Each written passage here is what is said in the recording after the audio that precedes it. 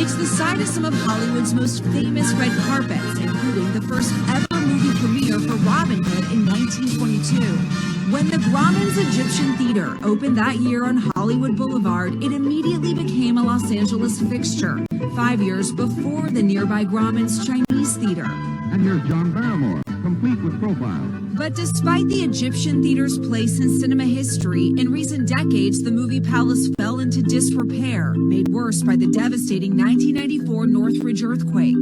Pieces of the walls fell out of the building, and part of the frame started to crack. The theater was almost demolished, but saved by nonprofit American Faciliteq, which bought it from the city for just $1. Then in 2019, an unlikely investor came calling: Netflix.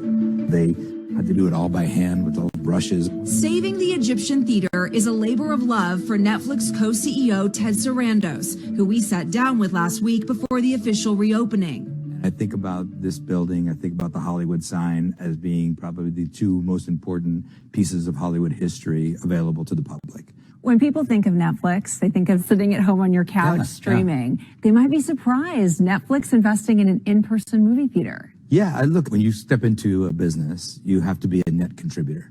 And I feel like for us, it was really important to contribute to the history of this industry. I can't preserve the economics of it, but we can definitely preserve the experience of it.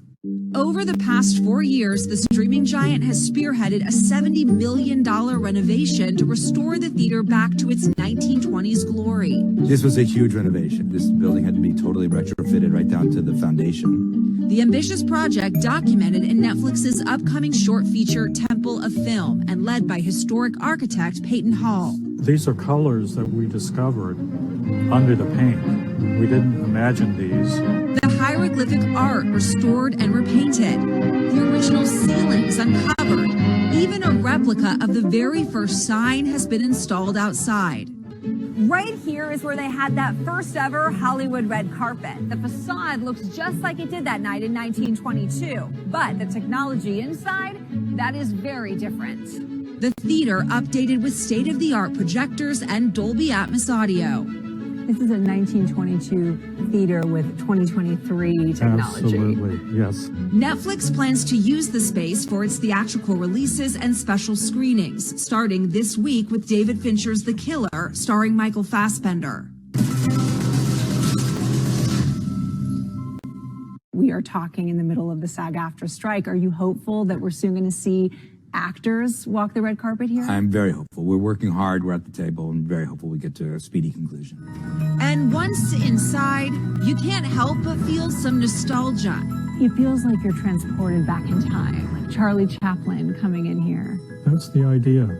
A journey back to the glory days of Hollywood right here at the Egyptian Theater. And I have to say, it is truly gorgeous. And something else that's fun, on weekends, the theater is going to screen classic films as part of their partnership with American Faciliteq. It's one of just 5 theaters in the country that can show movies on nitrate film. And I asked Netflix CEO Ted Sarandos what his vision is for the theater long term. He said he hopes it becomes a destination for both tourists and movie lovers around the world. That's fantastic. Absolutely. Liz, thanks for sharing that. Thank you, Liz. Appreciate it.